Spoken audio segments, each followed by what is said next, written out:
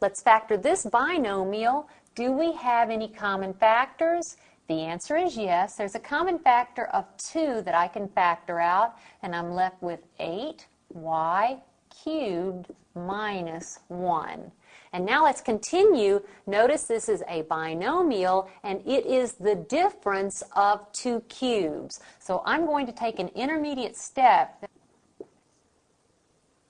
and I'm going to write each term as a quantity cubed.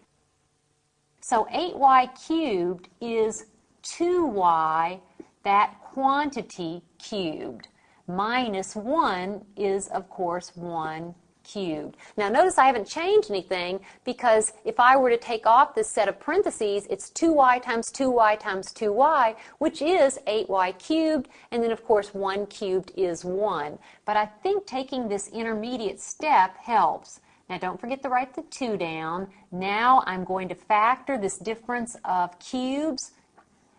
To me, finding the binomial factor is easier with this intermediate step, because if you just cover up those 2 cubes, you will have your binomial, in this case 2y minus 1.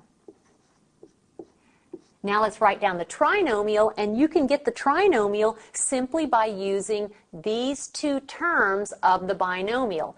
This term is always this first term completely squared. So that's 2 squared and y squared, the whole term squared, so it's 4y squared. Then the next sign is opposite, so it's a plus. The next term is first times second, which is 2y times 1, or 2y.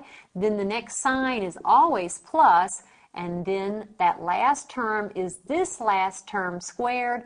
1 squared is 1. This cannot be factored further, and so I have factored completely.